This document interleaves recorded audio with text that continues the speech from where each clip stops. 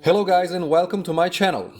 I want to thank my wallet for sponsoring this video and my channel, and because my wallet is mine and mine alone, you will only hear my honest opinion about Pico 4. If you are here just for the final verdict and you hate to skip around and look for it, here it goes. Pico 4 is an awesome VR device with some bad thingies. If this is your first VR device and you're thinking of buying it, I'd say yes. Even with a couple of drawbacks, it's still a great device for that price. However, I think it is not worth buying if you already have a Meta Quest 2. Well, if you have some extra cash lying around, you will get it anyway, but overall I think it would not be smart to move from Quest 2 if you already have a big library of games, because you'll need to buy all those games again. As always, I'll skip unboxing and this time even specs. I'm sure you already watched some videos or read some specifications, so let's get on with it. Why I chose Pico? Well, actually it's a funny story. I met this guy with Quest 2, tried it, and was sold immediately. And believe it or not, before that I didn't even know there were standalone VR devices. Well, I don't live under a rock or something. I know about Oculus, Meta, HTC or PlayStation VR, I know. I owned PSVR, but I sold them eventually because I hated those controllers from PS3 era, all those cables, and that you must always stand in front of the PS camera. It's just so impractical. Then I decided to get a standalone VR thing, and I haven't heard of Pico yet. I looked up some Meta Quest 2 reviews, and YouTube recommended some videos from the upcoming Quest Killer, and when I saw that, I decided to pre-order Pico 4. So, let's get started. I didn't expect much from the lenses, but oh my god, they are phenomenal. The image is crystal clear. The whole headset sits on the head perfectly, and I don't have any leaks of light.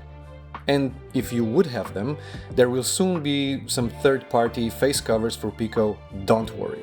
I know that many people say the opposite, but there is a small amount of God rays. I love how precise the controllers are. I really mean it, they are crisp. I never have any problems with any games or menus. When I want to point them somewhere, they are there. What I don't understand about controllers are the batteries.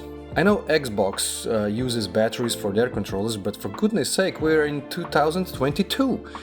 Shouldn't we have controllers with integrated rechargeable batteries inside? But what I do appreciate is that you can see in VR the level of batteries at the bottom of each controller. That's neat. I must admit, I was a bit disappointed with the very low count of demo games. They keep adding demos and free games all the time, and the situation now is much better than it was 2 or 3 weeks ago. Then they're not active on social networks. I mean, they have some things like their YouTube channel where they put a video or 2 each month, but without any feedback. You can go and comment, but you can be sure you won't be getting any answer from them anytime soon. I know because I tried a few times. I wanted to know how to record mixed reality videos. They have a trailer for it, but there was no answer, no description, nothing. When I learn how to do mixed reality gameplays with Pico on my phone, I will do a tutorial for it, so be sure to subscribe. The fan can be loud sometimes. Overall, it seems like it works all the time, but is generally not as loud. If you put Pico 4 to hard work, you will even feel a little warmth from the optics inside the headset, but nothing major. Pico browser is buggy, and I had some problems with watching VR content online. Nothing scary that a simple page reload won't fix, but it's there, you notice it. On the other side, going through menus, closings and openings are fluid and fast, everything is responsive, and I like that. Look-through in color is a nice touch, but it's not in 3D and the image is a bit distorted, so it's hard to use it for anything really, other than seeing where you are at that moment or where your controllers are if you put them outside of your playing area. In reality, looking through the device, the picture looks much worse than it looks now on this video, trust me. And that's pretty much all I have to say about things that bother me. As you can see, they're not really that bad, but they're noticeable. Most of the things that I mentioned before can be fixed with an update or two, and I believe they will be. The microphone on the Pico 4 is average, but the speakers are surprisingly good, very clear and loud. Maybe missing a little bass, and if you need that, you can always pair your headset via Bluetooth.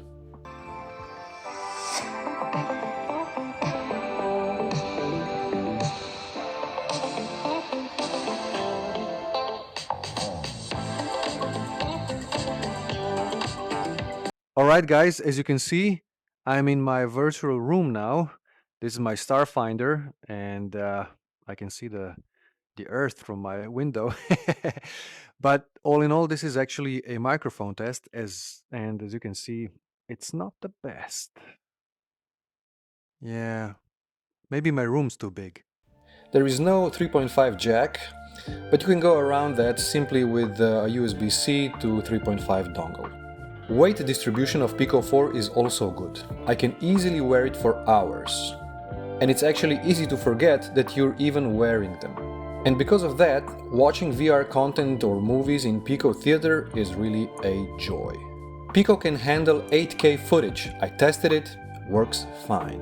Sites like YouTube or Vimeo won't show an option for more than 4K if you try to watch them online. I think that is a browser limitation, and maybe it will be removed over time. If you watch Pico videos, there is an 8K option to choose, and I heartily recommend it. I can't speak about PC VR gaming with Pico simply because I don't have a Windows gaming PC. Safety boundaries work great. And no matter if you use auto or manual, Pico tracks your surroundings well, and the limits stay exactly where you draw them the first time. What I also like is their app, because VR Assistant works fine and is simple to use. With the app, when the Pico is on, you can easily download all screenshots or recordings from Pico. You can screencast Pico in real time via Pico app or a web browser, but I prefer the Pico app because, like I said, it works like a charm. The file manager inside the Pico menu is a great addition. You can easily access files stored on your PC over Wi-Fi. You can easily download APKs and manage them directly from Pico. It's wonderful. There is also a fitness activity tracker built in Pico, which tracks your calories and time spent in VR. This is truly a standalone device. Honestly, you don't need a PC at all. Battery lasts 2 hours for me, no matter what I do. I can maybe reach 3 hours without playing games or surfing VR content online, or setting Pico to around 70% of brightness and lower sound volume. I got a 128GB version, and I think that will be enough for most people. So now, I'm looking for game recommendations. Feel free to recommend me your favorite game, I'll try to get it. Thanks for watching. If you enjoyed it, please give it a thumbs up. Thank you so much, helps me a lot. Cheers.